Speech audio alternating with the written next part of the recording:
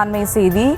கும்பாபிஷேகத்திற்கு இடைக்கால தடையானது விதிக்கப்பட்டிருக்கிறது. தென்காசி காசி விஸ்வநாதர் கோவிலில் கும்பாபிஷேகத்திற்கு இடைக்கால தடையானது விதிக்கப்பட்டிருக்கிறது. அது குறித்த ஒரு அண்மை செய்தியை தற்போது பார்த்து வருகிறோம்.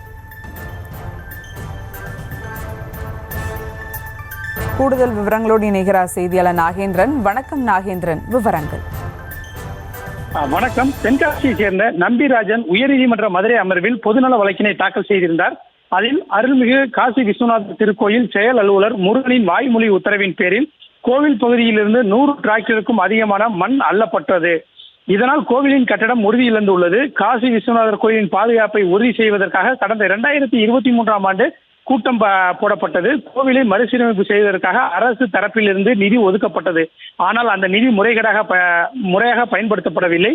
இதனால் பழமையான கோவில் அந்த கோவிலை இழக்கும் நிலையும் பக்தர்களுக்கு அச்சுறுத்தல் ஏற்படுத்தும் நிலையும் உள்ளது.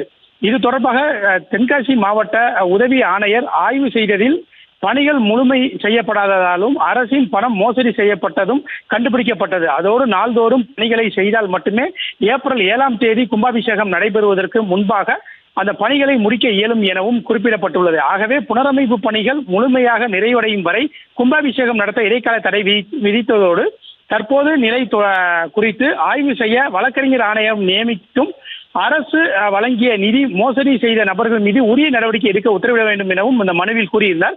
இந்த வழக்கு நீதிபதிகள் நிஷாபானு மற்றும் ஸ்ரீமதி ஆகியோர் அமர்வு முன்பு விசாரணைக்கு வந்தது. விசாரணை செய்த நீதிபதிகள் கும்பாபிஷேகத்திற்கு இடைக்கால தடை விதித்து உத்தரவிட்டனர். மேலும் இந்த வழக்கு விசாரணையை ஒத்திவைத்த நீதிபதிகள் திருப்பணிகள் குறித்து சென்னை IIT குழு மற்றும் வழக்கறிஞர் ஆணையம் ஆய்வு செய்து உயர்நீதிமன்ற மதுரை அமர்வில் அறிக்கை சமர்ப்பிக்கவும் இந்த உயர்நீதிமன்ற மதுரை கிளை உத்தரவு என்பதை பிறப்பித்துள்ளது. விவரங்களுக்கு நன்றி நாகேந்திரன்.